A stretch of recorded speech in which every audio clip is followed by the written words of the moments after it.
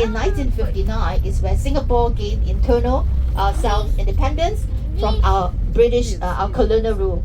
So we were under the British rule for 140 years. So since 1819. So Sir Stamford Raffles, I mentioned, the founder of modern Singapore. So when he discovered Singapore, there was a Sultan, the ruler of Singapore, a Malay king. So got him to sign the treaty, and that's allowed the British to establish a trading port in return for a sum of money.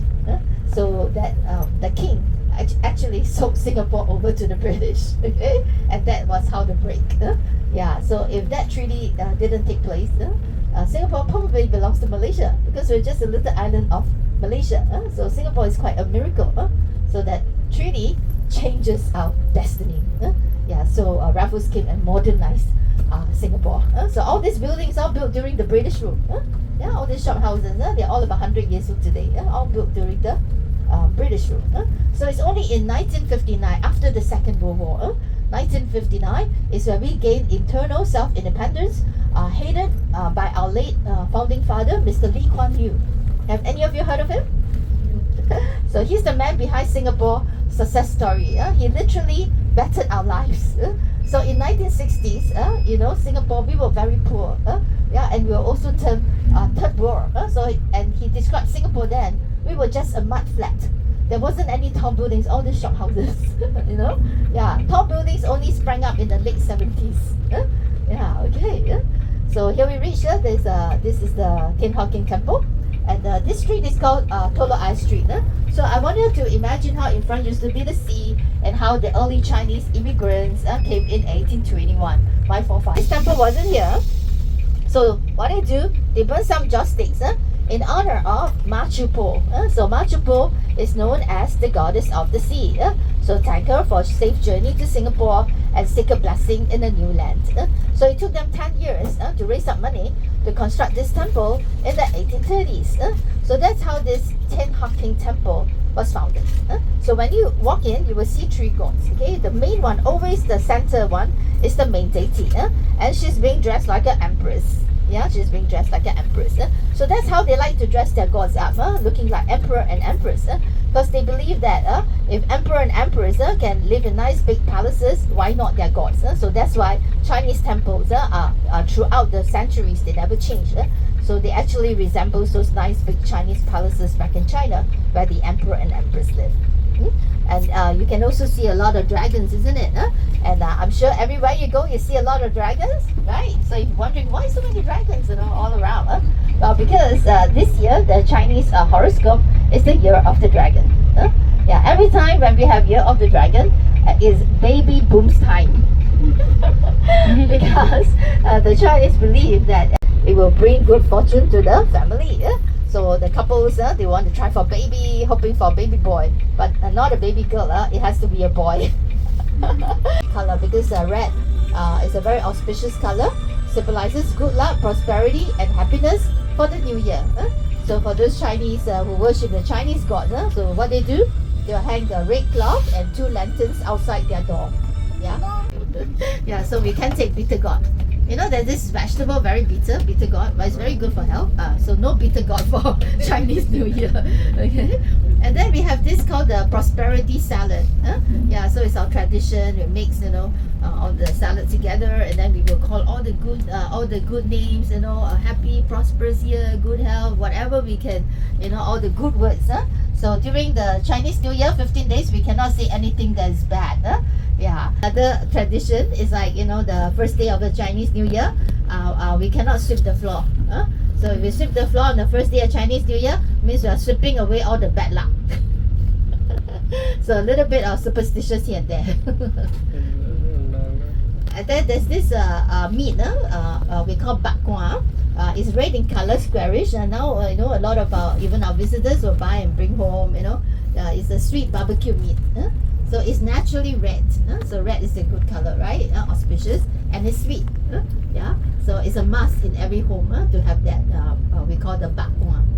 Yeah, the bak kwa. There's this fragrance that sell. You go to the airport, they also sell this red color meat, barbecue meat. It's a very nice. Now they even pack it especially for our visitors. Like the vacuum pack, they can bring back home. Yeah. this whole area is Chinatown. So not just where the temple is. Okay. So those of you who like to go shopping in Chinatown, to our Chinatown market, I'll show you, point out to you where is it. So you can either catch a taxi there, or if not, catch the MRT, our subway. So just nice. We have this station called Chinatown. So once you come out, look out for the exit Pagoda Street. That's right smack in the shopping area of Chinatown. So they sell a lot of those Chinese knickknacks. So there's two places that I highly recommend for you to shop. Will be Chinatown Market if you like anything that's Chinese. If not, there's another one, Bugis. Bugis. So Bugis also very nice.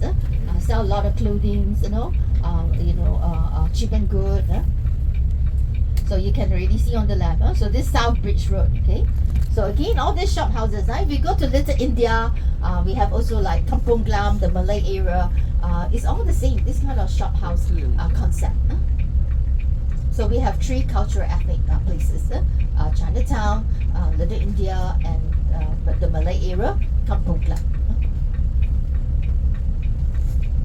Architectural design of our shop houses is actually a blend of the East and the West, and that really speaks a lot of our Singapore culture. Then on the right, we even have a Hindu temple, right in the smack of Chinatown. So if you're wondering how come there's a Hindu temple in Chinatown, well, because Chinatown, this area in the early days, it's like the first landing site. So the Indians arrived, they also settled here. But when Chinatown was getting so overcrowded, the Chinese were coming in by the thousands. So they started to move to the other side of the river, Rochor River, and that becomes Little India. So this is the shopping area on the right. Now you can come. And then this is the Buddha tomb. You can see our public housing. All these are public housing. Okay, all these apartments. In Singapore, almost 90% of us we live in government housing. But out of 90%, our statistic, 85% of us we own our own apartments. So our public housing system is very different from the rest of the world. Our government build it for us, but they sell it to us on a 99 years lease. So 99 years later, it belongs to the government. Yeah. But we can also sell our public housing, but we must stay there for 5 years. For 5 years. 5 years later, we can sell it. But now the newer flats, especially those good location in the city area, they have to stay for 10 years. Then they can sell. Then if you look on the left here, Maxwell Food Center. Okay, apart from Lau Pa Sat, I recommend Maxwell Food Center also very good. It's called the Hawker Center. So Singapore is very famous for our hawker culture because a lot of the stores, there is actually a family secret recipe that's been passed down from one generation to another. And we can still enjoy a nice plate of our famous Singapore chicken rice for $4 or $5. So for under 10, you can have a meal with a drink under 10.